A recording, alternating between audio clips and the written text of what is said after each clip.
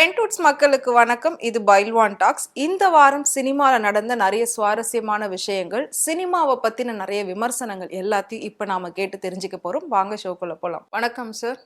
என்னை வாழ வைத்துக் கொண்டிருக்கும் யூடியூப் சேனல் நேயர்களுக்கு நன்றியும் வணக்கமும். ஸோ இன்னைக்கு சோஷியல் மீடியாவை திறந்தாலே பல விஷயங்கள் பயங்கர வைரலாக போய்கிட்டு இருக்கு. அதில் ஒன்று மாதம்பட்டி ரங்கராஜோடைய அந்த இரண்டாவது திருமணம், இரண்டாவது மனைவி, அந்த இரண்டாவது குழந்தை, இதை பற்றி தான் பெரிய அளவில் பேச்சுகள் போயிட்டுருக்கு.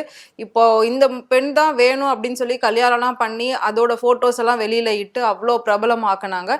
இப்போ திரும்பவும் வேண்டாம் அப்படின்ற மாதிரி அவர் சொல்கிறாராம். இப்போ மறுபடியும் அவங்க கோர்ட்டு கேஸ் அப்படின்னு அலைய ஆரம்பிச்சிட்டாங்க. அவர் மேலே கேஸ் கொடுக்க ஆரம்பிச்சிட்டாங்க.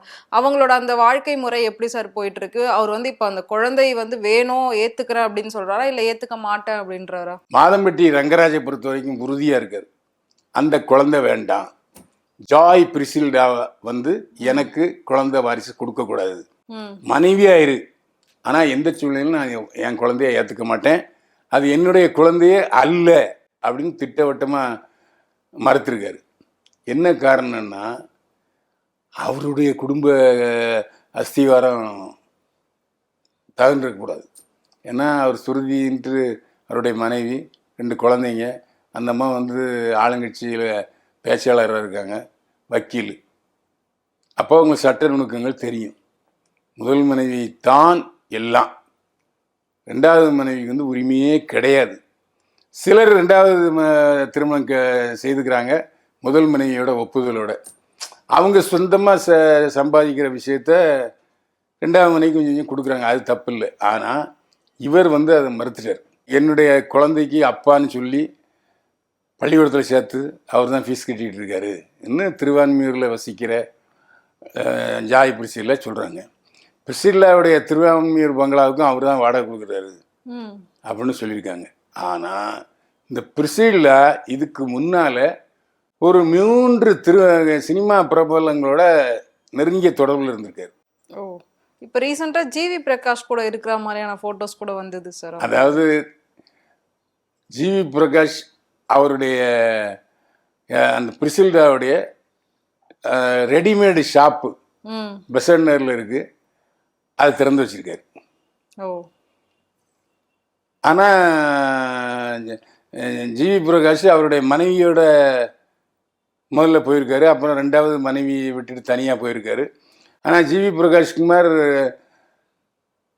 பிரிசில்லாவோட தொடர்பில் இருந்திருக்காருன்னு பல சினிமாக்காரங்க சொல்கிறாங்க.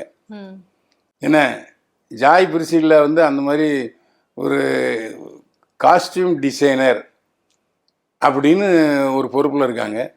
காஸ்டியூம் டிசைனர்னா முன்னால் காஸ்டியூமர்னா துணி தைப்பாங்க, அவங்களே தைப்பாங்க. அதாவது காஸ்டியூமர் என்பவர் ஹீரோவுக்கும் ஹீரோயினுக்கும் தனித்தனியாக இருப்பாங்க. ஸோ அது வேறு விஷயம். மற்றவங்களுக்கு எல்லாத்தையும் டெய்லர் தான் அளவெடுத்து, எனக்கெல்லாம் வீட்டுக்கு அளவெடுத்து தைச்சிட்டு தருவாங்க. இப்போ என்ன ஃபேஷன் ஆகிட்டுனா, காஸ்டியூமர்னு ஒரு பேர் ஒருத்தர் இருப்பார், ஆனால் எடுக்கிறது பூரா ரெடிமேடு தான்.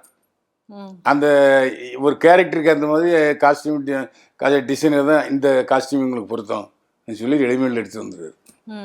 இது சினிமா தயாரிப்பாளர்களுக்கு கூடுதல் செலவு தான். அதை தச்சிட்டாங்கன்னா கம்மியாக தான் வரும். ஆனால் அது ஏதோ தயாரிப்பாளர்கள் இப்போ ஜாய் பிரிசில்லா மாதிரி ஒரு அழகானவர்கள் இருக்கிறாங்க, அவங்க நீக்கு போக்கு உள்ளவர்கள். அந்த ஒரே விஷயத்தில் நான் சொல்லிட்டேன். விஜய்க்கு கூட அவங்க காஸ்டியூம் டிசைன் பண்ணியிருக்கிறதா சொல்லியிருக்காங்க. ஆமாம், அதாவது அந்த பேண்ட் ஷர்ட்டை கோட்டை காமிச்சிருவாங்க, ரைட்டு ஓகே அப்படின்னு டிக் பண்ணி தான் வாங்குறாங்க, அவ்வளோதான். அது மாதிரி எல்லாருக்குமே அவங்க காஸ்டியூம் டிசைன் பண்ணிடுவாங்க. ஆனால் இந்த காஸ்டியூம் டிசைனருக்கு ஒரு நாளைக்கு 20,000 ரூபா சம்பளம். அவங்க வர்ற இன்னைக்கெலாம் 20,000 ரூபா சம்பளம். அதில் வருமானம் வரும், ஆனால் இவங்க கொஞ்சம் காரு டிரைவர் அப்படின்னு ஆடம்பரம் வாழ்றதுனால செலவுகள் அதிகமாக இருக்கும். மாதம்பட்டி ரங்கராஜ் கொடுத்துட்டு இருந்திருக்காரு. அதுக்கு முன்னாடி ஒரு தயாரிப்பாளர் முதல்ல பொன்மொழி வந்தாளுங்கிற படத்தினுடைய டைரக்டர் ஃப்ரெடரிக்கை தான் கல்யாணம் பண்ணி அந்த பையன் ஃப்ரெடரிக் பிறந்தவன் தான். ஃப்ரெடரிக் இது சரிப்பட்டு வராது, எல்லாத்தையும் மெஞ்சிக்கிட்டு இருக்கு அப்படின்னு சொல்லிட்டு அவர் போயிட்டார். தயாரிப்பாளர்களோட 2 தயாரிப்பாளர்களோட ஜாய் பிரிசில்லா தொடர்பில் வந்திருக்காங்க. அதாவது பெங்களூரில் போய் இருந்திருக்காங்க, வெளிநாட்டுலாம் கூட போயிருக்காங்க. ஓகே. எப்படி வெளிநாடுக்கு மாதம்பட்டி ரங்கராஜ் கூட்டிகிட்டு போனாரோ அதுவுமே அந்த தயாரிப்பாளரும் கூட்டிகிட்டு போயிருக்காரு. அவர் சர்வசுந்தரம்ங்கிற படத்தை தயாரிச்சிருக்கிறாரு. அதுக்கு முன்னால் ஒரு 3 படம் தயாரிச்சிருக்காரு. இல்லை சர்வசுந்தரம் இன்னும் வரல, அந்த படத்தில் சந்தானம் நடிச்சிருக்காரு. அந்த மாதிரி தயாரிப்பாளர்களுடைய நிறைய தொடர்பு வந்திருக்காங்க. ரெண்டாவது, ஒருவனுக்கு ஒரு தீங்கும்போது அந்த பழகிற நேரத்திலேயாவது ஒருவனுக்கு ஒருத்தியாக இருக்கலாம். இப்போ இவர் மாதம்பட்டி ரங்கராஜோட பழகிக்கிட்டே அந்த தயாரிப்பாளர்கிட்டே பழகினது தெரிஞ்சு போச்சு. ஓ, அதனாலதான் இப்ப பிரச்சனை. அதனால தான் பிரச்சனை ஆகிட்டு, நீ சரியாக வரல, எனக்கு நம்பிக்கையாக இல்லை, விசுவாசமாக இல்லைன்னு சண்டை போயிட்டுருக்கு. அதேமாரி இன்றைய சூழ்நிலையில் இவருக்கு போலீஸை கம்ப்ளைண்ட் கொடுத்துருக்காரு, அவ்வளோதான். போலீஸில் விசாரிப்பாங்க, ஆமாம் சார், நான் 4ல் நான் ஒருத்தன். ஓ, அப்படி சொல்லிடுவார். அப்படின்னு சொல்லிடுவார். எனக்கு இதில் என்ன இருக்குது, வேணால் டிஎன்ஏ டெஸ்ட் எடுத்து பாருங்கள், அது என் குழந்தையா இல்லையான்னு தெரியும் அப்படின்னு போயிடும். அப்படியே பண்ணாலும் அவருக்கு ஒன்றும் பெரிய பாதிப்பு இருக்காது. ஏன்னா சட்ட பாதுகாப்பு அவருக்கு தான் இருக்குது, இந்த அம்மாவுக்கு சட்ட பாதுகாப்பு இல்லை. இதில் பஞ்சாயத்து நடக்கிறதா கேள்விப்பட்டேன். ஏதாவது காம்பன்சேஷன் கொடுத்துட்டாருன்னா பிரச்சனை இல்லை, அதானே அது எதிர்பார்க்குது. ஆமா, பணத்துக்காக தான் மேபி ஒரு சிலர் அதாவது 2 தடவை மாதம்பட்டி கருத்தடை பண்ண சொல்லி பிரசில் பண்ணியிருக்கு. ஓ, 3வது தடவை இவனை மாட்டி வைக்கணும் அப்படிங்கிறதுக்காகவே கன்சீவ் ஆகி கிடைக்காம வச்சுக்கிட்டு 6 மாதம் என்ன பண்ணால் அவ்வளோதான், இனிமேல் குழந்தை பிறந்தான் ஆகும். அந்த சூழ்நிலையில் மாதம்பட்டி ரங்கராஜ் மாட்டிக்கிட்டார். ஓகே. அதுதான் பெரிய பிரச்சனை. ஆமாம். ஆனால் சினிமாவில் இதெல்லாம் சகஜமப்பா. கதாநாயக நடிகர்கள் நிறைய பேர் 2வது ஒய்ஃப் வச்சுருக்காங்க. மூத்த ஒய்ஃப் வந்து கண்டுக்க மாட்டாங்க. சரி, அவர் ஆசைப்படுறார் போட்டுப்பா அப்படின்ட்டு சிலர் விட்டு கொடுத்து போகிறதுனுடைய காரணமாக அவங்க அட்வான்டேஜ் எடுத்துக்கிறாங்க, அவ்வளோதான். ஓகே. ஸோ மாதம்பட்டியை பற்றி நிறைய விஷயங்கள் வந்தாலும் ஒரு கிளாரிட்டி அப்படின்னு ஒன்று வேணும்னு மக்கள் நினைப்பாங்க, என்ன உண்மை நடக்குது அப்படின்ற மாதிரி. ஸோ அதை பற்றி தான் இப்போ நீங்கள் நிறைய விளக்கமாக சொல்லியிருக்கீங்க. ஸோ கண்டிப்பாக இதை பற்றி எல்லாருக்கும் புரிஞ்சிருக்கும் அப்படின்னு நினைக்கிறேன். ஏன்னா திடீர்னு சேர்றாங்க, திடீர்னு பிரிகிறாங்க, திடீர்னு ஒரு ரொமான்டிக் வீடியோ வெளியிடுறாங்க, திடீர்னு ரொமான்டிக் ஃபோட்டோஸ் இல்லை, அதேமாரி தானே ரவி மோகனும் அவருடைய தோழி கெனிஷாவும் அந்த மாதிரி அவங்களும் அப்படிதான் ஒவ்வொரு விஷயமா பண்ணிட்டு இருந்தாங்க. ஓரளவுக்கு இப்போ இல்லை, இப்போ அது ஓரளவுக்கு அமிக்கபிள் ஆகிட்டு அடுத்தாப்போ இப்போ இது ஆரம்பிச்சு அடுத்த ஒரு ஜோடி வர்ற வரைக்கும் இதை பேசிக்கிட்டே இருப்பாங்க. அதாவது இன்னும் கொஞ்சம் அவல் கிடைக்கிற வரைக்கும் இந்த அவலை மன்னுக்கிட்டே இருப்பாங்க மக்கள், அவ்வளோதான். கண்டிப்பா சார். மக்களுக்கு என்ன நடக்குது அப்படின்றத சினிமால வாரம் நடக்கிறது, அதுவும் கரெக்டான ஒரு சுவாரஸ்யமான சம்பவங்களை எல்லாத்துக்கும் ஒரு டீப்பான எக்ஸ்பிளனேஷன் நீங்க சூப்பரா கொடுத்து எல்லாத்தையும் தெளிவுபடுத்திடுறீங்க. ஸோ இதெல்லாம் தாண்டி சினிமாவில் ஒரு சிலர் 50 வருஷமா நிலைச்சிருக்காங்க, ஹீரோவா நடிச்சுக்கிட்டு இருக்காங்க. அப்படி இருக்கிறப்ப நம்ம ஆல்ரெடி சூப்பர் ஸ்டாரை பத்தி பேசியிருந்தோம், 50வது ஆண்டு நிறைவு பொன் விழா நடத்தணும் அப்படின்னு சொல்லி ஒரு பெரிய பிளான் போயிட்டு இருக்கு அப்படின்னு. இப்போ இளையராஜா அவர்களுக்கும் ஒரு பாராட்டு விழா நடத்தணும் அப்படின்ற மாதிரியான விஷயங்கள் வந்துட்டு இருக்கு. அது எதுக்காக சார்? அதாவது இது வரைக்கும் நம்ம நெகட்டிவ் பிரச்சனையை பேசணும். ஆமா, இது ப்ளஸ் பாயிண்ட். அதாவது தமிழ் சினிமாவுக்கு இளையராஜா ஒரு மிகப்பெரிய வரப்பிரசாதம். ஆமா, அதாவது மொக்கையா இருக்கிற படங்களை கூட அவருடைய இசை ஓட வச்சு தூக்கி கொடுத்துரும், அதுல எந்த சந்தேகமும் இல்லை. இசை ஞானி இளையராஜா தான். அதுமாதிரி ஒரு சிம்பனிக்கு பாராட்டு பண்ணிட்டு வந்தார் இல்லையா, அதை பார்த்த நம்ம முதல்வர் மு.க. ஸ்டாலின் அவர்கள் இளையராஜாவுக்கு அரசு சார்பில் பாராட்டு நடத்துவோம் சூப்பர் ஸ்டாருக்கும் அவங்க நடத்துற மாதிரி இப்ப இதுக்கும் அவர் நடத்த போறாங்க. இல்ல, சூப்பர் ஸ்டாருக்கு நடத்துறது இன்னும் உறுதியாகல. ஆனா இது அரசாங்க சார்பில் நடத்துறது உறுதியாயிடுச்சு. அறிவிப்பு நேரத்து வந்துருச்சு. இந்த ஃபங்க்ஷன்ல கமலஹாசனும் கலந்து கொள்வார், ரஜினிகாந்தும் கலந்து கொள்வார். கமலஹாசன் பாடுறாரு, அதுக்கான விஷயங்கள்லாம் ஏற்பாடுகள் நடந்துட்டு இருக்கு. இது ஒரு மிகப்பெரிய, அதாவது அரசின் சார்பில் எதுக்கிய இளையராஜாவுக்கு பாராட்டு நடத்தணும், அரசு சொத்தை அரசு பணத்தை வீணாக்குறாரு அப்படின்னு ஒரு பெரிய பரபரப்பு ஏற்படும். ஆனால் இது முதல் தடவை அல்ல.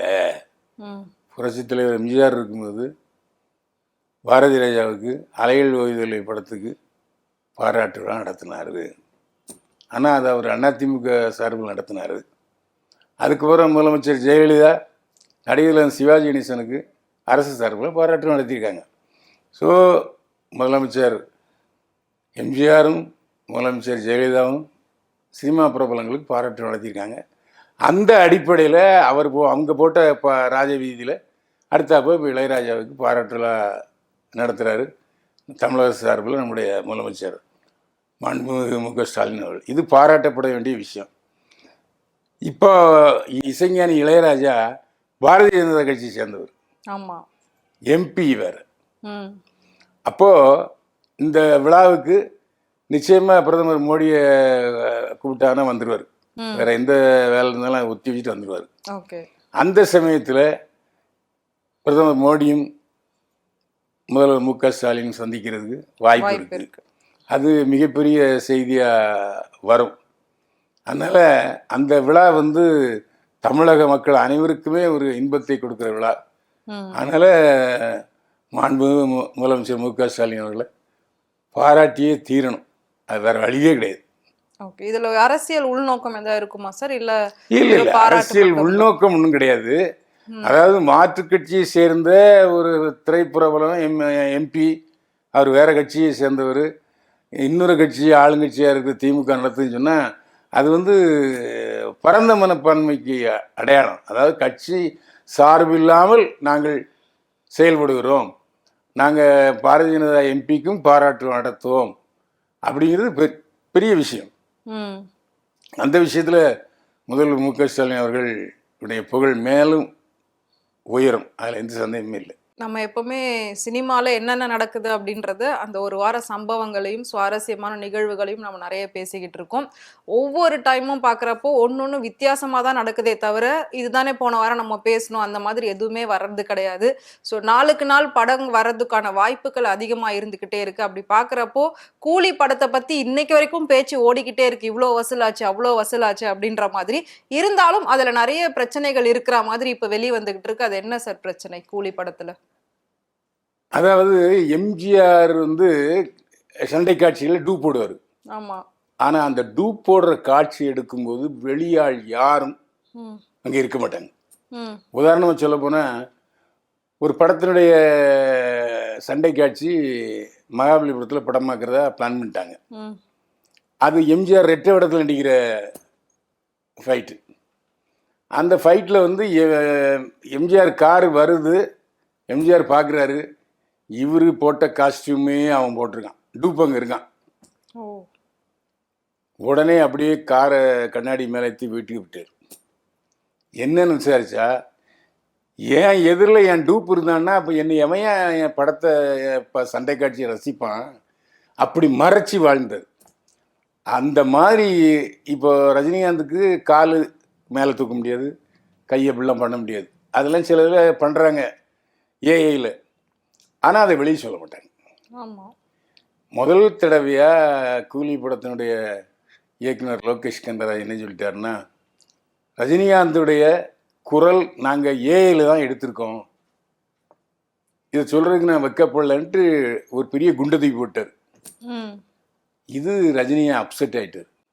ஏற்கனவே ரஜினிகாந்த் சுத்தமாக தமிழ் பேச மாட்டார். சரி, அதில் இது இன்னொரு விஷயம் என்ன, அந்த படத்தில் வந்து ஒரு 3 நிமிஷ காட்சியில் ஒரே டைலாக், ஒரே மூச்சில் பேசணும், அதை பேசியிருக்காரு. அது சிறப்பாக இருந்ததுன்னு எல்லாருமே சொன்னாங்க. ஆனால் அது இப்போ ஏஐ தொழில்நுட்பத்தில் எடுக்கப்பட்டதாங்கிற ஒரு சந்தேகம் வந்துருச்சு. அப்போது ரஜினிகாந்துக்கு வந்து பிடிக்கல. அதே மாதிரி சன் பிக்சர்ஸ் மார்க்கெட் குறைஞ்சிரும் அந்த இடத்துல, அவரால் எதுவும் பண்ண முடியல. அதே மாதிரி ரஜினிகாந்துடைய மரியாதையை கெடுத்துட்டாரு அப்படின்ட்டு கலாநிதி மாறனும் லோகேஷ் கனகராஜ்கிட்ட சரியாக பேசலை. படம் ரிலீஸ் ஆனதுக்கப்புறம் நல்லா ஓடிட்டுருக்கு. அது காரணம் வழக்கமாக நல்லா ஒன்று 2ஆவது வாரத்திலேயே ரஜினிகாந்துக்கு ஒரு கிஃப்ட்டு, டைரக்டர் ஒரு கிஃப்ட்டு, பெரிய அவருக்கு வெளிநாட்டுக்காரர், இவருக்கும் வெளிநாட்டுக்காரெலாம் ப்ரெசன்டேஜ் பண்ணுறாரு. இந்த கூலி படத்தில் மட்டும் சைலண்ட்டாக இருந்துச்சு. லோகேஷ் கனகராஜுக்கு எந்த வித கிஃப்ட்டும் கொடுக்கல. அதுக்கு காரணம் இதுதான். இதோடைய பரிணாம வளர்ச்சி என்னென்னா, ரெட் ஜெயின் மூவிஸும் கமலஹாசனும் இணைந்து, கமலஹாசன் ரஜினிகாந்த் இணைந்து ஒரு படத்தை, பிரம்மாண்ட படத்தை தயாரிக்கதான் இருந்தாங்க. இப்போ அது இல்லை. இதன் காரணமாக அது இல்லைன்னு ஆகிப்போச்சு. ஓகே. ஆனால் இப்போ இது வரைக்கும் உதயநிதி ஸ்டாலின் சிஇஓ, அதாவது நிறுவனராக இருந்த ரெட் ஜெயின் மூவிஸு இப்போ வந்து உதயநிதியுடைய மகன் இன்பன் நிதிக்கு போய் உதயநிதிக்கு வந்திருக்கு. அவர் தான் ஒரே நேரத்தில் 2 பொறுப்புகள். கலைஞர் டிவிலையும் அவர் தான் சிஇஓ, இதுலேயும் அவர் தான் சிஇஓ. ஓகே. அதாவது நான் நினைக்கிறேன் எப்படின்னா, ஆரம்பத்தில் நான் கேட்கும்போது நமக்கு அரசியல் ஒத்துறாதுன்னு தான் சொல்லிட்டு இருந்தார் உதயநிதி. ஒரு 7-8 படங்கள் பண்ணார். அப்புறம் அவர் தன்னிச்சே அவராகவே தலைமை கழக பேச்சாளராக எல்லா ஊர்களுக்கும் போய் பிரச்சாரம் பண்ணி 40 ஜெயிச்சார்.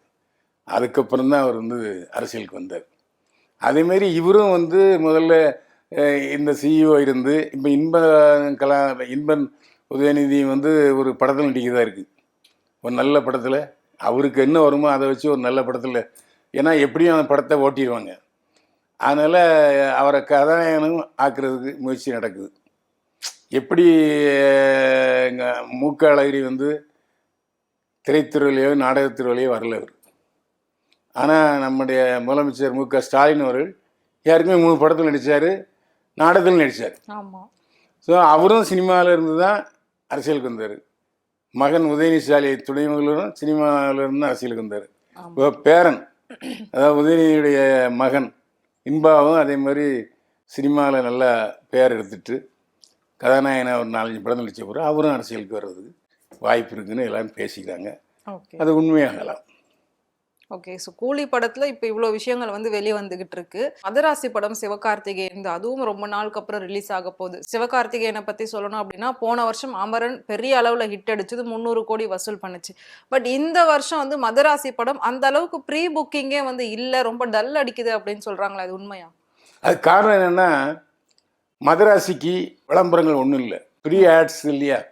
இப்போ உதாரணம் எடுத்துக்கிட்டிங்கன்னா தக்கலைஃபாக இருக்கட்டும், கூலியாக இருக்கட்டும், எல்லாரும் விளம்பரம் கொடுத்தாங்க, வந்து பெரிய அளவில் விளம்பரப்படுத்தப்பட்டது.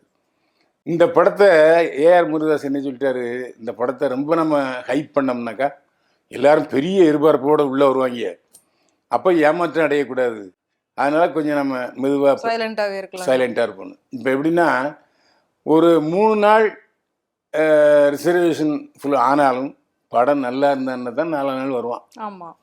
அந்த மாதிரி இந்த படம் மவுத் டாக்கில் இப்போ நாளைக்கு காலையில் 9 மணிக்கு படம் போடுறாங்க, 2 மணிக்கு எல்லோரும் தெரிஞ்சுப்போம். அப்போ அதுக்கப்புறமும் வரலாம். 2வது சிவகார்த்திகேயன் வந்து ஆரம்பத்திலேருந்து அவர் வந்து கஷ்டப்பட்டு எந்த பின்புலமும் இல்லாமல் வந்தவர். உழைப்பு திறமை. அப்போது அமரெல்லாம் பார்த்தீங்கன்னா அவர் நல்ல ஹோம்ஒர்க் பண்ணியிருக்காரு. ஒரு சிவகார்த்திகேயனா இப்படி பண்ணியிருக்காரு. அதே மாதிரி இந்த படத்துலையும் அவர் வந்து ஒரு ஆக்ஷன் ஹீரோவாக இன்டர்வியூக்கு அப்புறம் வர்றாரு. அதனால் ஜனங்கள்கிட்ட போய் சேர்றதுக்கான விஷயங்கள் நிறைய இருக்குது. அதாவது கப்பலில் இந்த துறைமுகத்தில் வந்து பெரிய ஆயுதங்களை கடத்துகிறாங்க, அதை எதிர்த்து தேசிய பாதுகாப்பு படையினர் போராடுறாங்க, 2 பேருக்கும் சண்டை வருது. இந்த சண்டையில் கதாநாயகி மாட்டிக்கிறாங்க, கதாநாயகி குடும்பம் மாட்டிக்குது, அவங்கள மீட்கிறாரு சிவகார்த்திகேயன்.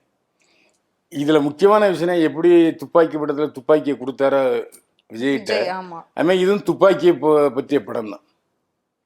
முழுக்க துப்பாக்கியை பற்றிய படம் இல்லை, துப்பாக்கியை எத்தேது என்னங்கிறது. இதில் எதுக்கு மதராசின்னு பேர் வச்சுருக்காங்கன்னு சொன்னால், இப்போ வடக்குலேருந்து வர்றாங்கல்ல மார்வாடிஸு, அவங்க எல்லாரும் குஜராத்திஸ்லாம் நம்மளை மதராசின்னு சொல்லுவாங்க.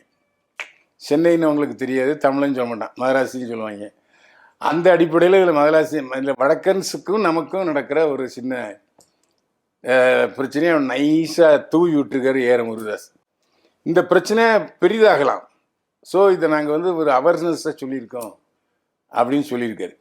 ஏன்னா இப்போ உதாரணத்தை எடுத்துக்கிட்டிங்கன்னா பெட்ரோல் பங்கு எல்லாம் ராஜஸ்தான் தான், ஹோட்டல் சப்ளையர்ஸ் எல்லாருமே நம்ம தமிழில் சொன்னால் புரியுது, டீ கடையில் கூட வந்திருக்காங்க. அதாவது நம்ம தமிழர்கள் வந்து ஒயிட் காலர்ஸ் ஜாபை விரும்ப அவங்க அந்த போஸ்ட்டுக்கு வர ஆரம்பிச்சிட்டாங்க. இப்போ உதாரணமாக திருவான்மியூரில் காலையில் ஒரு 6:30 மணிக்கு பார்த்தீங்கன்னா அந்த பஸ் ஸ்டாண்டுக்கு ஏற்றப்போ ஒரு 400 பேர் இருப்பாங்க, எல்லாருமே வடக்கன்ஸ் தான். என்னென்னா அங்கேருந்து ஆட்களை கூட்டிகிட்டு போவாங்க, கன்ஸ்ட்ரக்ஷன் கட்டிட வேலைகளுக்கு அங்கேருந்து ஆட்களை கூட்டு ஓகே, போவாங்க. கான்ட்ராக்ட் மாதிரி என்ன காரணம்னா வந்து சொன்ன வேலையை காப்பான். செஞ்சிருவாங்க. நம்ம ஆள் வந்து கரெக்டாக 1 மணி போனான்னா 2 மணி தான் சாப்பாடு மேலே வருவான். ம். திடீர்னு எனக்கு வசிக்குதுமா, தலைவலிக்குமா, உட்காந்துருப்பான். நம்ம ஆளை மிரட்ட முடியாது, அவன் பேக்ரவுண்ட் இருக்குது. இப்போ அவனுக்கு பேக்ரவுண்டு கிடையாதுனால எதுக்கு சொல்கிறேன்னா எல்லா தொழிலுக்கும் வந்துக்கிட்டாங்க அவங்க. இது நல்லதா கெட்டதா அதை வச்சுதான் படம். அதை கொஞ்சம் படம் சொல்லியிருக்காரு. இது வரைக்கும் எந்த விஷயமும் சீமான்னா அந்த மாதிரி பேசிக்கிட்டே இருப்பார். ஆனால் இப்போ பெங்களூரில் அதை அமல்படுத்த ஆரம்பிச்சிட்டாங்க. உதாரணமாக நம்முடைய சித்தராமலிங்கயா கர்நாடகா முதல்ல இருந்து உங்களுக்கு கன்னடம் தெரியுமான்னு கேட்ட ஏற ஜனாதிபதியை பார்த்து. ஓ. ஏன்னா அந்த அளவுக்கு கன்னடம் பேசுகிறவர்களுக்கு தான் முன்னுரிமை. அதிகாரிகள் எல்லோரும் கன்னடத்தில் பேசணும் எழுதணுங்கிறத கொண்டுட்டாரு. அது நாளாக இங்கேயும் வரலாம். வர்றது எப்படி வரும்? அரசாங்கத்து மூலமாக வராது, பாதிக்கப்பட்ட நம்மாலே வரும். ஏன்னா இங்கே இருக்கிற நிறைய பேருக்கு வடக்கன்ஸுக்கு தமிழ் தெரியாது. அந்த விஷயத்தை நாங்கள் இதில் சொல்லியிருக்கோம் அப்படின்னு சொல்கிறாரு. நாளைக்கு தான் படம் ரிலீஸ் ஆகுது. அது ஒரு வித்தியாசமாக இருக்கும். ஏன்னா ரமணா வந்து கேப்டன் நடித்த படம் நம்ம இவர் ஏஆர் முருகதாசன் கதாசிரியர் எழுதினார். முதல் படம் அது. அந்த படம் பிச்சுக்கிட்டு போச்சு. ஆமாம். கடைசியில் 10 நிமிஷம் சிவாஜி கணேசன் மாதிரியே பேசுவார், லெக்சர் பண்ணுவார். யார்? கேப்டன். முதல் தடவை பார்க்கும்போது கொஞ்சம் இன்னும் அதிகமாக பேசுகிறாருன்ட்டு. ஆனால் அதில் எவ்வளோ கருத்துக்கள் இருந்தது அப்படிங்கிறது படம் ஓடினப்புறம் தெரியும். இன்ஜெக்ட் பண்ணுற விஷயங்கள்லாம் அதில் இருக்குது. அதாவது ஒரு தனி மனிதன் ஸ்டூடெண்ட்ஸில் இருந்து எப்படி ஆட்கள் எடுக்கான்னு அந்த படத்தை பார்த்து தெரியும். அந்த மாதிரி இதுலேயும் ஒரு நல்ல மெசேஜ் சொல்லியிருக்கேன். அது மட்டும் இல்லை, இந்த படம் வந்து ஷாருக் கானுக்கு சொல்லியிருக்காரு.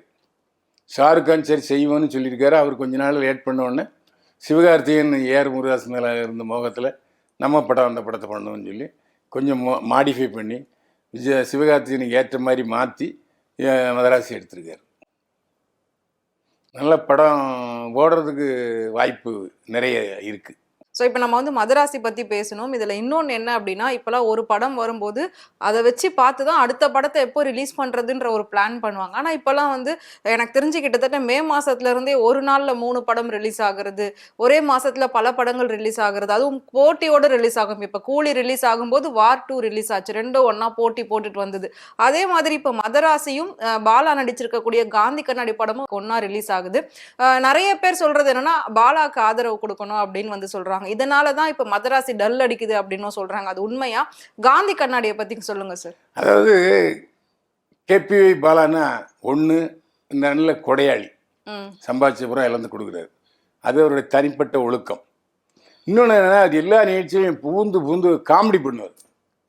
ஸோ கேபிஒய் பாலாவுடைய ரசிகர்கள் எல்லோருமே காமெடி ரசிகர்கள். அதை எதிர்பார்த்து உள்ள வந்தானே ஏமாந்துருவாங்க.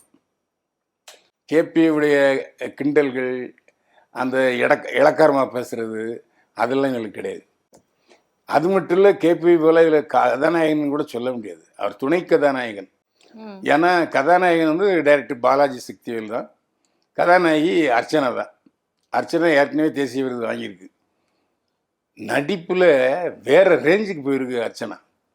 அதாவது ஒரு 60 வயசு பாலாஜி சக்திவேலும் ஒரு 50 வயசு அர்ச்சனாவும் இளமைக்கால தம்பதிகள் மாதிரி வாழ்ந்துக்கிட்டு இருக்காங்க. அதாவது கணவன் மேலே மனைவி உயிரை வச்சுருக்காரு, மனைவி மேலே கணவன் உயிரை வச்சுருக்கான். அந்த மாதிரி ஒரு பார்க்கும்போது இளைஞர்கள் அல்லாதவர்கள் என்ன போடுறவர்கள், அதுக்கு படம் நல்லா இருக்கு அப்படின்னா அந்த சக்திவேலும் அர்ச்சனாவும் பார்க்கும்போது அர்ச்சனா மாதிரி ஒரு மனைவி தமிழ்நாட்டில் உள்ளவங்களுக்கு கிடச்சிட்டாங்கன்னா பிரச்சனையே வராதுங்க, குடும்பத்தில் சண்டையே வராது. அதை நல்லா சொல்லியிருக்காரு. விசு படத்தில் வர்ற டைலாக் மாதிரியே பல டைலாக் பேசுகிறாரு பாலாஜி சக்திவேல். அதை கூர்ந்து கவனித்தோம்னா நம்ம லைஃப்பை கிராஸ் பண்ணிட்டு போன மாதிரியே தெரியும். ஆனால் அதே சமயத்தில் அதில் பலவீனம் என்னன்னா, அவர் வந்து ஒரு இளிச்சவாய மாதிரியே படத்தில் நடிச்சுக்காரு. ஒரு ஜமீன்தாராக இருந்தவர், அழகான வாலிபர், ஜாதி விட்டு ஜாதி லவ் பண்ண உடனே போங்கடா உங்கள் சொத்து வேண்டாம் ஊர் வேண்டாம்னு சொல்லி வந்து இங்கே தன்னை ஏழையாக வாழ்ந்து இருக்கார். அவர் வந்து நம்ம எனக்கு கல்யாணம்னு சொல்லுவாங்கல்ல சின்ன தம்பி மார்த்தாண்ட, ஆமா. அந்த மாதிரி இருந்து எப்படி இருக்கும்? அதாவது ஒரு சின்ன சின்ன விஷயங்களை கூட லாஜிக் மீறல. லாஜிக் இல்ல. அதாவது திடீர்னு டிமானிட்டைசேஷன் வருது. அதாவது நாளையிலேருந்து 1000 நோட்டுன்னு சொல்லாது, 1000 நோட்டு செல்லாதுன்னு சொன்னாங்க இல்லையா, 2000 ரூபா ஆமா. செல்லாதுன்னாங்கல்ல, ஆமா. அது வந்துடுது. ஆனால் இவர் அப்போத்தான் வந்து வீட்டை அந்த ஜமீன் சொத்தெல்லாம் விற்று ஒரு 55 85 அளவு கொண்டு வருவார். அதை மாற்றுறதுக்கு சிரமப்படுறாங்கும்போது நமக்கு வந்து, ஏன்னா தமிழ்நாட்டில் உள்ள யாருமே சிரமப்படலை. ஆமா. முதல்ல 10 நாள் அது பாட்டு நீ கொடுத்து வாங்கிட்டே இருக்கலாம். 10 நாள் கழிச்சு என்ன பண்ணாங்கன்னா, நீங்கள் ஒரு ஃபார்ம் கொடுத்தாங்க. அதில் இது நான் ஆமா, நீங்கள் யார் டைரக்டா போய் ஆதார் பேங்க்ல போட்டு மாத்தணும். கொடுத்தாங்க, அவ்வளோ. மற்றபடி வேற ஒன்றும் அதை பெருசா நம்ம கஷ்டப்படல. சாதாரண மக்கள் யாரும் மாற்றுறதுக்கு 1 கோடியோ 2 கோடியோ மாற்றுறதுக்கு சிரமப்படல. அதில் சிரமப்படுற மாதிரி காமிச்சிருங்க, அவரை ஒரு எழுச்சிவாய் மாதிரி காமிச்சிருங்க. அது நம்ம கேபி போலாவும் அதுக்கு துணை போகிறார். போகிறவங்களாம் 35% கொடு 40% கொடுன்னா எங்கே 45% கொடுப்பாங்க? அந்த மாதிரி கதையில் பலவீனம். அந்த கதை திரைக்கதை வசனம் எழுதியவர் ஷெரீஃப். அவர் ஏன் இதை கவனிக்கலைன்னு நமக்கு தெரியல. இந்திய அரசு மேலே ஷெரீஃபுக்கு என்ன கோபம்னு தெரியல. அந்த டிமானிட்டைசேஷனை அசிங்கப்படுத்தணும், கேவலப்படுத்தணும், அதை தாழ்மைப்படுத்தணும்னு தான் அந்த படத்தில் நோக்கமாக எடுத்திருக்காரு. ரெண்டாவது கேபி போலாவும் அந்த கதாநாயகி ரொம்ப அழகாக இருக்காங்க, நல்லாவும் நடிச்சிருக்காங்க. ஒரே ஒரு சீனில் தான் வந்து அந்த காதல் வெளிப்படும், அவனுடைய காதல். அந்த நேரத்தில் இப்போ இளைஞர்கள் எப்படி இருக்காங்க, வயதானவங்க எப்படி இருக்காங்கன்னு காட்டுவாங்க. வயதானவர்கள் எப்படி இருக்காங்கன்னு நான் சொல்லிட்டேன். ஆனால் அவள் கேட்பா, நான் வந்து அன்னைக்கு வந்து ஜிமிக்கி போட்டிருந்தேன், அன்னைக்கு கம்மல் போட்டிருந்தேன், அன்னைக்கு வேறு மாதிரி ட்ரெஸ் பண்ணியிருந்தேன், அன்னைக்கு சேலை கட்டியிருந்தேன், இது எதையாவது நீ பாராட்டியா அப்படின்னு கேட்பாள். அதுக்கு இவன் சொல்லுவான், இதெல்லாம் பாராட்டலை, இதெல்லாம் எனக்கு தெரியும், அன்னன்னைக்கு இது போட்டு வந்தேன், ஆனால் எனக்கு பாராட்டுக்கு தோணலை அப்படின்னு சொல்லுவான். இதுதான் வித்தியாசம், வயதானவர்கள் காதலுக்கும் இளங்காதலுக்கும் வித்தியாசம். அதை ஒரு சீனில் காமிச்சிருப்பாங்க. பெரிய அளவுக்கு ஒன்றும் ஓடுறதுக்கு வாய்ப்பு இல்லை, பார்க்கலாம் ஒரு தடவை அப்படின்னு தான் சொல்ல முடியும். ஆனால் கேபி போல் இனிமேல் அடுத்த படம் வந்து ஒரு நல்ல கதையை தேர்ந்தெடுத்து, ஒரு காமெடி கலந்த காதலிக்க நேரமில்லை மாதிரி ஒரு கதையை தேர்ந்தெடுத்து, இல்லை நமக்கு டூரிஸ்ட் ஃபேமிலி மாதிரி ஒரு கதையை தேர்ந்தெடுத்து நடித்தா தான் அவர் ஒரு நிரந்தர ஹீரோ ஆகிறதுக்கு உறுதி சொல்ல முடியும். ஓகே. ஒரு மலையாள படம் லோக்கான்னு ஒரு படம் வந்திருக்கு. ஆமாம். வசூல அள்ளி பூச்சிக்கிட்டு இருக்கு. நிறைய பேர் என்கிட்ட கேட்டாங்க, என்ன சார் லோக்கான்னு ஒரு படம் இருக்காமன்னு. படத்தை பார்த்தா ஹம்பக்கு, ஒரு கற்பனையில் ஒரு பொண்ணு பாதிக்கப்படுறா, அவள் எல்லாரையும் கொல்றா, இதுதான் கதை. அந்த மேக்கிங் வந்து அவ்வளோ பிரம்மாண்டமாக பண்ணியிருக்காங்க. கல்யாணி பிரியதர்ஷன் இந்த படத்தில் கதாநாயகி. இதுக்கு முன்னால் கல்யாணி பிரியதர்ஷன் நடித்த படங்கள்லாம் பெருசாக போகலை. ஆனால் இந்த படம் வசூலை கொட்டிக்கிட்டு இருக்கு. ஓணம் பண்டிகைக்கு 6 நாள்லயே 100 கோடி வசூல். ஓணம் பண்டிகைக்கு மோகன்லால் படம் ரிலீஸ் ஆயிருக்கு. மோகன்லால் படத்தை தூக்கிட்டு இந்த படத்தை போட்டிருக்காங்க 3 நாள். அந்த அளவுக்கு வசூலில் தள்ளி மோகன்லாலையே ஓரம் கட்டிட்டாரு கல்யாணி பிரியதர்ஷன் அப்படின்னு பாராட்டுறாங்க. தமிழ்நாட்டிலும் நல்ல கலெக்ஷன். ஸோ படம் எப்படி இருக்கும்னு எதிர்பார்த்தவங்களுக்கு இது ஒரு நல்ல பதிலாக இருக்கும் அப்படின்னு நினைக்கிறேன். படம் பார்க்கணும் அப்படின்னு நினைக்கிறவங்க தாராளமாக போயிட்டு படத்தை நீங்கள் வந்து கேட்டுட்டு போய் தாராளமாக பார்த்து என்ஜாய் பண்ணலாம். பொதுவாக சினிமாவை பற்றி சொல்லணும் அப்படின்னா வருஷத்துக்கு நிறைய படங்கள் வருது, ஆனால் எல்லாமே பெரிய அளவில் வந்து வெளியில் தெரியறதே கிடையாது. நிறைய புது படங்கள், சின்ன சின்ன டைரக்டர்ஸ் வந்து கம்மி பட்ஜெட்டில் ஆரம்பிக்கிறது, புது ஹீரோயின் புது ஹீரோ இந்த மாதிரிலாம் வராங்க. இருந்தாலும் அவங்களாம் வர ஸ்பீட்லேயே வந்து வெளியில் தெரியாத அளவுக்கு போயிடுறாங்க. எப்பவுமே ஒரு சூப்பர் ஸ்டார் படத்துக்கோ கமல், விஜய், அஜித், சூர்யா இவங்க படத்துக்கு இருக்கிற மாதிரி ஒரு மாசு ஒரு பேர் வந்து மற்ற படங்களுக்கு இல்லை. அதுக்கு காரணம் என்ன சார்? ஏன்னா இப்போ நிறைய படங்கள் வருது, ஆனால் நமக்கு தெரிஞ்ச அளவுக்கு பார்த்தோன்னா பெரிய நடிகர்கள் படம் மட்டும்தான் பெரிய அளவுல பேசப்படுது. அப்போ அதுக்கு காரணம் என்ன சார்? இப்போ சினிமா வளர்ச்சி தமிழ் சினிமா தொழில் யானைக்கால் நோய் இருக்கு, கால் பெருசா இருக்கு, அது யானைக்கால் வியாதி. அதாவது ஒரு பொருள் எவ்வளவு உற்பத்தி ஆகுதோ அந்த அளவுக்கு சேல்ஸ் ஆகணும். அதிகமாக உற்பத்தி வந்துட்டுன்னா உற்பத்தி பண்ணுறவனுக்கு காசு கிடைக்காது, நஷ்டம் அடைஞ்சிடும். அதே மாதிரி தான் காய்கறி சில நேரம் காய்கறி தக்காளியெல்லாம் தூக்கி வெளியே வீசுவாங்க. அந்த மாதிரி இப்போ சினிமாவில் இந்த 8 மாதத்தில் 172 படம் வந்திருக்கு. எவ்வளோ? 172 படம் வந்திருக்கு. ஆனால் இதில் வெறும் 6 படம் தான் சக்ஸஸ். 172க்கு 6 படம். மீதி படம் பூரா ஃப்ளாப். போஸ்டர் ஓட்டுற காசு கூட கிடைக்கிது. என்ன காரணம்னா, நீங்கள் ஜனங்கிட்ட இப்போ சினிமா பார்க்குற மோகம் வெகுவாக குறைஞ்சிட்டு. முன்னால வாரத்தோட படம் பார்ப்பாங்க. இப்போ மாசத்துக்கு ஒரு தடவை படம் பார்க்கறத பெரிய விஷயம் யோசிக்கிறாங்க. ஏன்னா செலவுகள் அவ்வளோ ஆயிடுச்சு. அதுக்கு என்ன காரணம் சார்? செலவா தியேட்டரில் இல்லாட்டி வந்து ஓடிடி வந்ததுனால? தியேட்டரில் டிக்கெட் விலை கூட. ம் ஒரு பப்ஸு, ஒரு பாப்கார்ன். பெப்சி இல்லைன்னா கொக்கோ கோலா 250 ரூபா ம் போச்சா? அப்போ 2000 ரூபா இல்லாமல் ஒரு குடும்பம் வந்து சினிமாக்கு போக சினிமா முடியாது. உண்மைதான். போகணும். அப்போ 2000 ரூபா ஒரு படத்தில் ஒரு மாதத்தில் ஒதுக்கணும்னா எப்படி முடியாது. ம் அப்போ முன்னாலெல்லாம் பார்த்தீங்கன்னா ஒரு வாரத்துக்கு அதிகபட்சமாக 4 படம் வரும், இல்லை ஒரு படம் தான் வரும். அந்த ஒரு படம் ஜெய்சங்கர் படம் இருக்கும். வாரம் ஒரு நாள் ஒரு படம் ஜெய்சங்கர் படம் வரும். அப்போ பிரச்சனை இல்லை. ஏன்னா சினிமா எப்படி இருந்துச்சுன்னா, ஆரம்பத்தில் சேலத்துலேருந்து ஒருத்தர் 50,000 கொடுப்பார் அட்வான்ஸ் பூஜை அன்னைக்கு. இவர் 50 ரூபா போட்டாருன்னா 50 ரூபா வெளியிலேருந்து வந்துடும். 100 ரூபாயில படம் வரும். அதான் ஒரு உதாரணத்துக்கு %. இப்போ 10 லட்ச ரூபா வேணும்னா தயாரிப்பாளர்கிட்ட 5 லட்சம் தான் இருக்கும். மீதி 5 லட்சத்தை விநியோகத்தில் கொடுத்துருவாங்க. அப்படி மூவிங் ஆகிட்டு இருந்தது. அப்போ எல்லாருக்குமே பெரிய லாபம் இல்லைனாலும் நஷ்டம் இல்லாமல் சினிமா தொழில் போயிட்டு இருந்துச்சு. இப்போ கருப்பு பணத்தை வெள்ளையாக்குறதுக்கு சினிமா தொழில் பயன்படுது. ஓகே. இப்போ ரியல் எஸ்டேட்டில் ஒருத்தன் 5 கோடி சமாளிச்சிருப்பான், 2 கோடி இறக்கு சினிமாவில் இறக்கிட்டு நானும் தயாரிப்பாளேன் அப்படின்னு சொல்லிட்டு போயிடுவான். பெரிய அளவுக்கு அவனுக்கு வந்து படம் ஓடணுங்கிற எண்ணதும் கிடையாது. ஏன்னா பலர் படம் எடுப்பதற்கு இன்டென்ஷன் வேறு இன்டென்ஷனோடு வராங்க, ஜாலியாக அனுபவிக்கலாம் அப்படின்ட்டு வர்றாங்க. அவங்களுக்கு இந்த கதைஞானம்னா கிடையாது. கதை தெரியாது, வியாபாரம் தெரியாது, இந்த டைரக்டர் பற்றி தெரியாது, இந்த நடிகனுக்கு எவ்வளோ வேல்யூங்கிறது தெரியாது. ஏதோ வந்தால் இறைச்சான் தயாரித்தான் போயிடுவான். அப்போ அந்த கருப்பு பணம் வந்து வெள்ளையாகி. இன்னொரு சிலர் வந்து இப்போ வந்து ஒரு பைசா விநியோகஸ்தர்கள் அட்வான்ஸ் கொடுக்குறதில்லை, இன்க்ளூடிங் ரஜினி, கமல். படம் ஃபஸ்ட்டு பிரிண்ட் ரெடியான பிறகு தான் ரஜினி படமும் சரி கமல் படமும் சரி வியாபாரம் ஆகுது. அதுவும் 7 நடிகர்கள் படத்துக்கு தான்.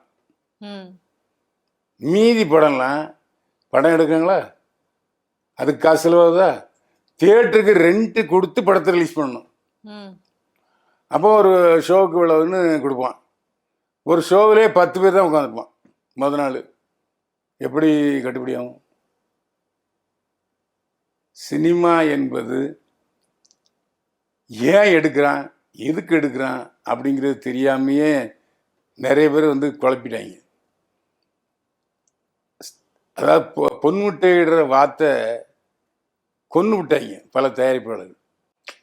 இப்போ ஆரம்பத்தில் பார்த்தீங்கன்னா, இப்போ இன்னைக்கும் தெலுங்கு ப்ரொடியூசர்ஸு அப்படி தான் 25% தான் கொடுப்பாங்க. படம் முடியும் போது 25% கொடுப்பாங்க. படம் ஓடினா தான் மீதி 50%. இது தெலுங்குல, அங்கே இவ்வளோ படம் வர்றதில்லை. மலையாளத்தில் அதேமாரி தான். மலையாளத்தில் பைசாவே வாங்காமல் நடித்து கொடுத்துட்டு படம் ரிலீஸ் ஆன பிறகு சம்பளம் வாங்குறவங்களாம் இருக்காங்க. இங்கே யாராவது ஒரு ஆள் இருக்காங்களா? இல்லை. அப்போ எப்படி படம் ஓடும்? அதாவது தயாரிப்பாளர் சங்கம் ஒன்று, நடப்பு தயாரிப்பாளர் சங்கம் இன்னொன்று தயாரிப்பாளர் சங்கம். இவங்க 2 பேருக்குள்ள ஒற்றுமை கிடையாது. அப்புறம் எப்படி தயாரிப்பாளராக வர்றவங்களுக்கு ஏதாவது ஒரு ஹோம்ஒர்க்கு, ஒரு கேம்ப் வச்சு இதான்ப்பா சினிமா இப்படி தான் எடுக்கணும், எல்லாம் போயிருங்க சொல்கிறதுக்கு இல்லை. அவன் பாட்டுக்கு இங்கேருந்து யாராவது ஒரு அசோசியேட் டைரக்டர் போகிறான், சார் 1 கோடியில் பிரமாதமாக படம் எடுக்கலாம் சார், ஆனால் அந்த படத்துக்கு 3 கோடி ஆகும். அவன் என்ன சொல்லுவான், சார் 5 கோடி தான் சார் படம் ஆச்சு, டூரிஸ்ட் ஃபேமிலி 100 கோடி வசூல் பண்ணி வசூலாச்சு. அப்போ தயாரிப்பாளர் அப்படின்னு பார்த்துருவோம். இப்படியே டுபாக்கூர் வேலை இதில் தான் இப்போ படம் ஓடிட்டு இருக்கு. இந்த இதில் படம் வராத படமும் நிறைய இருக்குது. முன்னாலேயாச்சும் படம் ரிலீஸ் ஆச்சுன்னா 5 லட்ச ரூபா கொடுப்பாங்க, ம் யார், தமிழ்நாடு அரசு. இப்போ அதையும் ஊற்றி மூடிட்டாங்க. அப்புறம் எப்படி? இப்போ ரெட் ஜெயின் மூவிஸ் இருக்குது, சன் பிக்சர்ஸ்னா அவங்க வருஷத்துக்கு 4 படம் தான் வாங்குவாங்க. நல்ல படம் என்று தெரிந்த பிறகு வாங்குவாங்க. மற்ற படம்லாம் ஆமாம் டிஸ்ட்ரிபியூட்டர் கிடைக்கு. இவங்களே தேட்டரில் காசு கொடுத்து ரிலீஸ் பண்ணணும்னா இவனே படத்தை எடுக்கணும், இவனே ரிலீஸ் பண்ணுறதுக்கு காசு கொடுக்கணும்னா இப்படி அந்த ரேஞ்செலாம் இப்போ சினிமா போயிட்டுருக்கு. இதை பார்த்தவர்களாவது சிலர் திருந்துங்க. நல்ல கதை 100 பேருக்கு சொல்லுங்க, நல்லா இருக்குப்பா அப்படின்னு சொன்ன பிறகு அந்த கதையை அடிப்படையாக வச்சு சினிமாவுக்கு வாங்க. இந்த கேரக்டர் யார் பண்ணுவா, இந்த கேரக்டர் யார் பண்ணணும் அப்படின்னு தீர்மானம் தயாரிப்பாளருக்கும் இருக்கணும், டைரக்டருக்கும் இருக்கணும். டைரக்டர் மட்டும் நம்மனா சரியாக வராது. ரெண்டாவது, சினிமாவை எடுப்பவர்கள் சினிமாவை தெரிந்து கொள்ள வேண்டும், சினிமா பார்க்கணும், என்ன படம் ஓடுது என்ன படம் ஓடலை இதெல்லாம் பார்த்து அந்த சினிமா அறிவை மூளையில் ஏற்றிக்கிட்டு படம் எடுத்தால் அந்த படம் ஓரளவு நல்லா இருக்கும். இப்படி வந்தவன் போனவன் இருந்தவன் செத்தவன் பள்ளம் தோண்டவன் மூணவன் எல்லாரும் சேர்ந்து படம் எடுத்தால் எப்படி ஓடும்? அப்போ சினிமா வீழ்ச்சியை நோக்கி தான் போயிட்டு இருக்குன்னு சொல்றீங்களா? வீழ்ச்சி நோக்கி போகல, ஃபாஸ்ட்டாக போயிட்டு இருக்கு. முட்டி மோதி நொறுங்கி நாசமாகும். ஓகே, அப்போ இன்னும் வரப்போகிற தலைமுறையில் எப்படி சார் இருக்கும் சினிமானா? சிலர் அவருடைய வாரிசை நடிக்க வைக்கணும் அப்படின்னு படம் எடுக்கிறாங்க. அந்த வாரிசுக்கு நல்ல கதை கிடைச்சின்னா ஓடும், இல்லைன்னா போட்டுக்கும். நிறைய பேர் ஹீரோஸ் பெரும்பாலும் அவங்க சொந்த படம் எடுக்கிற மூலமாக தான் ஒரு 6-7 படத்தில் நடிச்சுக்கிட்டு இருக்காங்கன்னா எல்லாத்துக்கும் ஃபைனான்ஸ் பண்ணுவாங்க. அந்த மாதிரி போயிட்டுருக்கு. அந்த படம் ஓடினா தானே ஓடும். ரெண்டாவது, ஜனங்க வாரத்துக்கு ஒரு தடவை படம் பார்க்கணும்னு சொன்னால் கூட மாதத்துக்கு 4 படம் பார்க்கலாம். இப்போது மாதத்துக்கு ஒரு தடவை 10 பேர் அந்த படம் நல்லா இருக்காம, ஏவா அந்த படம் நல்லா இருக்குப்பா அப்படின்னா தான் பார்க்க வராங்க. ஒரு இன்ட்ரெஸ்ட் கிரியேட் ஆனால் தான் வராங்க. ஆமாம், காது வழியாகவும் சரி, இல்லை டிவி வழியாகவும் சரி, மீடியா வழியாகவும் சரி, இந்த படம் நல்லா இருக்குன்னு சொன்ன பிறகு தான் அவங்க தேட்டருக்கே கால் எடுத்து வைக்கிறாங்க. அதனால் சினிமா என்பது லாபம் தரக்கூடிய தொழிலே அல்ல. ஸோ சினிமாவை சேர்ந்த ஒருத்தர் சினிமா எந்த அளவுக்கு போயிட்டுருக்கு அப்படின்றத சொல்கிறத பார்க்க முடியுது. ஏன்னா அந்த அளவுக்கு வீழ்ச்சியை நோக்கி போயிட்டுருக்கு. ஸோ எல்லா விஷயமும் ரொம்ப வேகமாக நடந்துக்கிட்டு இருக்கு. அது இல்லாமல் பணம் அப்படின்ற அந்த ஒரு மோட்டிவ்ல நடக்குது அப்படின்றீங்க. பேரும் புகழும் பணம்னா உடனே சினிமாவுக்கு வந்துடலாம் அப்படின்ற மாதிரி இருக்கு. அதாவது எப்படின்னா, ஒன்று அரசியலில் வட்ட செயலாளர், எம்எல்ஏ, எம்பி போகணும், அது நிறைய இன்வெஸ்ட் பண்ணணும். ஏன்னா அது ஒரு எம்எல்ஏவுக்கு எப்படியும் 10-20 கோடி ஆகும். ஆமாம், அதுக்கு 1 கோடியில் படம் எடுத்து நம்ம பையன் போனால் நம்ம பையன் நடிகர்களை பார்க்கணுன்ட்டு எனக்கு ரொம்ப ஆர்வமாக இருக்காங்க. சினிமாவும் அரசியலும் பணமும் புகழும் ஒருங்கே கிடைக்கக்கூடிய தொழில். இன்னும் சொல்ல போனால் அரசியலை விட சினிமாவில் நிறைய பணம் கிடைக்கும். புகழ் ஒரு படம் ஒன்றா போதும், அவர் கையில் பிடிக்க முடியாது. 2வது படம் ஓடிச்சுன்னா 10 கோடி, அவ்வளோதான். அதனால் அடித்தா ஜாக்பாட்டு, இல்லைன்னா கேட் அவுட் தான் உங்களுக்கு தெரியும். ஃபஸ்ட்டே காமிச்சிடுவாங்க, ஓகே போச்சு. அந்த மாதிரி தான் நம்ம சினிமா இருக்குங்க. இப்போதைக்கு இந்த போகிற வீழ்ச்சியை யாராலையும் தடுக்க முடியாது. அதாவது சினிமாவால் வாழ்ந்தவங்களும் இருக்காங்க, வீழ்ந்தவங்களும் இருக்காங்க. வாழ்ந்தவங்க விரல் விட்டு எண்ணக்கூடியவர்கள், வீழ்ந்தவர்கள் பல 100 பேர். லாபம் சம்பாதிச்சவங்க விரலை விட்டு எண்ணிடலாம். ம். ஆனால் இருந்த காசை மொத்த காசையும் இழந்தவங்க பல ஆயிரம் பேர். வருஷத்துக்கு எப்படியும் ஒரு 300 பேர். நிறைய பேர் வந்து காரில் போனவங்களாம் பஸ்ஸில் போகிறாங்க. ம். என் கண்ணால் பார்க்குறேன். ம். ஒரு படம் எடுத்ததனுடைய விளைவு தான் அது. ஓகே. எல்லாத்தையும் அதில் கொண்டு போய் போட்டுடுறது. ஸோ சினிமா ஒரு பக்கம் இருந்தாலும் அதில் வந்து மியூசிக் அப்படின்னு நம்ம ஆல்ரெடி இளையராஜா அவர்களை பற்றி பேசணும். இப்போ ஏஆர் ரஹ்மான் வந்து ஒரு ஓப்பனாக ஒரு டாக் ஒன்று சொல்லியிருக்காரு. என்ன அப்படின்னா, இதுக்கப்புறம் நான் வந்து மியூசிக்கே கொஞ்சம் குறைச்சிக்க போகிற வேலையை அப்படின்ற மாதிரி சொல்லியிருக்காரு. ஸோ அதை எதை வச்சு சொல்லியிருக்காரு? அவரோட மியூசிக் இல்லாமல் சினிமா இருக்குமா? படங்கள் வருமா? பெரிய பெரிய நடிகர்கள்லாம் பண்ணுவாங்களா? ஸோ மியூசிக் அப்படின்றது படத்துக்கு பிரிக்க முடியாத ஒன்று. அதுவும் முக்கியமாக ஏஆர் ரஹ்மானோட இசை அப்படிங்கிறது இப்போ பிரிக்க முடியாத ஒன்றா இருக்குது. அப்படி இருக்கிற பட்சத்தில் அவர் குறைச்சாருன்னா அப்போ அது என்னவா இருக்கும் சார்? எதனால அவர் அந்த மாதிரி ஒரு விஷயத்த சொல்லியிருக்காரு? அவரு மனம் நொந்து ஒரு விஷயம் சொல்லியிருக்காரு. ம். நான் இசை இசை இசை இசைன்னு என்னுடைய வாழ்நாள் 100% முழுமையாக இசைக்கு பயன்படுத்தினேன். அதன் காரணமாக குடும்பத்தை கவனிக்கலை. குடும்பத்தை கவனிக்கலைங்கிற காரணத்துக்காகவே இவர் இசையிலே மூழ்கிட்டாருன்னு சொல்லிட்டு என் பொண்டாட்டி பிரிஞ்சுட்டா. இப்போத்தான் தெரியுது நான் எவ்வளோ பெரிய தப்பு பண்ணியிருக்கேன் அப்படின்ட்டு.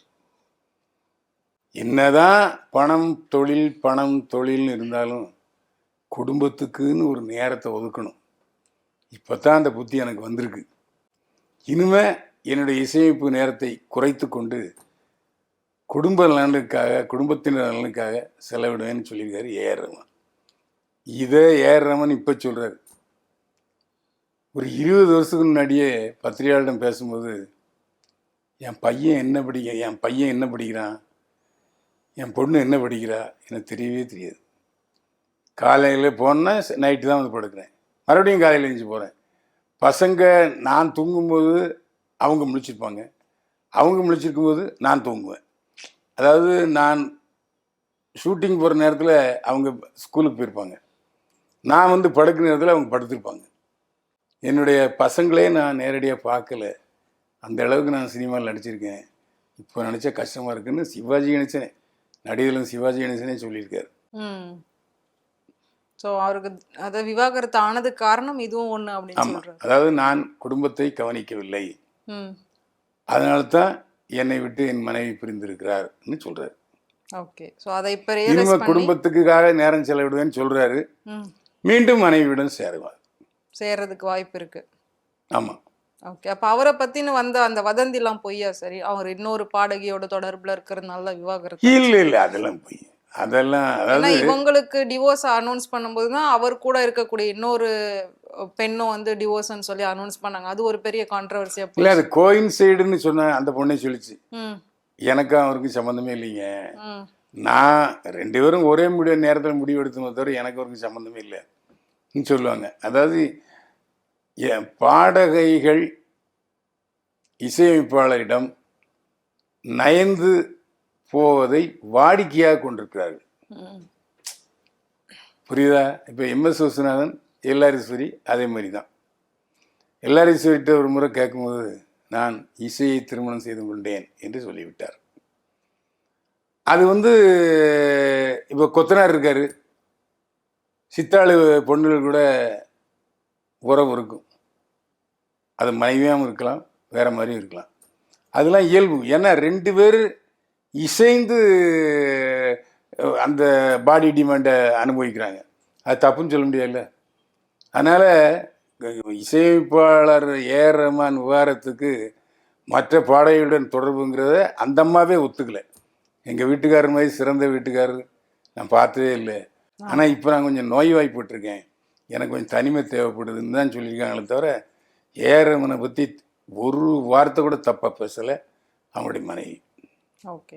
ஸோ அந்த மாதிரி நிறைய டிவோர்ஸ் நம்ம பார்த்துட்டு தான் இருக்கோம். பிரிவு அப்படின்றது ஒரு தற்காலிக பிரிவாக வச்சுட்டு இருக்கு. ஏன் இப்போ சைந்தவிய ஜிவி பிரகாஷ் அவங்க 2 பேருமே அப்படிதான் இருக்காங்க. 2 பேரும் ஒரே நேரத்தில் மேடையில் பாடுறாங்க. அதாவது ஏதோ ஒரு மனசில் ஒரு ஓரத்தில் ஒரு சின்ன காயம் ஏற்பட்டிருக்கு. அந்த காயத்தினால அவங்க 2 பேரும் பிரிஞ்சுக்காங்க. மற்றபடி 2 பேரும் நண்பர்களாக தான் சைந்தவியும் இருக்காங்க, ஜிவி பிரகாஷ் இருக்காங்க. அவருடைய குழந்தையும் நல்லா கவனிச்சுக்கிறாரு. அதை தெளிவாக சொல்கிறாங்க. ஏன் பிரபுதேவாவும் முதல் மனைவியோட விவாகரத்துனா கூட கவனிச்சுக்கிறாரு. ஆமா. பசங்களை நல்லா கவனிச்சுக்கிறாரு, பசங்களுக்கான எல்லா செலவையும் அவர் தாங்க ஏற்றுக்கிறாரு ம். அப்படின்னு சொல்கிறாங்க. ஆமா. ஏன் பிரகாஷ் ராஜுடைய மனைவி ம். விவாகரத்து பண்ணியிருக்காங்க, ஆனால் என்னையும் சேர்த்து இப்போது கவனித்துக் கொள்கிறார், என் குழந்தையும் கவனித்துக்கிறாருன்னு தான் சொல்கிறாங்க லலிதா குமாரி. அதனால் விவாகரத்துக்கு வேறு ஏதோ ஒரு காரணம் இருக்குது. ஆனால் அந்த விவாகரத்து வந்து கணவன் மனைவிங்கிற உறவை தான் பிரிச்சுது, நண்பர்கள்ங்கிற உறவை பிரிக்கல. பிரிக்கல. அப்படி நினச்சிட்டு போக வேண்டியதான். ஓகே. ஓகே. ஸோ சினிமாவில் நடந்த நிறைய சுவாரஸ்யமான விஷயங்கள், நிறைய சம்பவங்கள், நிறைய உண்மையான கதைகளை வந்து நீங்கள் எல்லாமே சொல்லியிருந்தீங்க. உண்மையான கதைகள் இல்லை, உண்மையான வரலாறு. உண்மையான வரலாறுகள். ஓகே. ஸோ சினிமாவில் நடந்த நிறைய உண்மையான வரலாறுகளை பற்றியும் அப்புறம் படத்தோட முக்கியமான விமர்சனங்கள் பற்றியும் நீங்கள் வந்து நிறைய சொல்லியிருக்கீங்க. ஸோ எல்லாமே பார்த்துட்டு ஓகே இந்த வார சினிமாவில் இதெல்லாம் நடந்திருக்கு, இந்த நடிகர்கள் இந்த நடிகைகள் இப்படிலாம் நடந்திருக்கு அப்படின்றத வந்து மக்கள் கண்டிப்பாக தெரிஞ்சுட்டு இருந்திருப்பாங்க. ஸோ இதே மாதிரி இன்னொரு ஷோவில் வந்து நான் உங்களை மீட் பண்ணுறேன் சார். இவ்வளோ நேரம் வந்து நீங்கள் நிறைய விஷயம் சுவாரஸ்யமாக பேசுனீங்க. ரொம்ப ரொம்ப நன்றி சார். Thank you so much. மீண்டும் சந்திப்போம். வாழ்க வளமுடன்.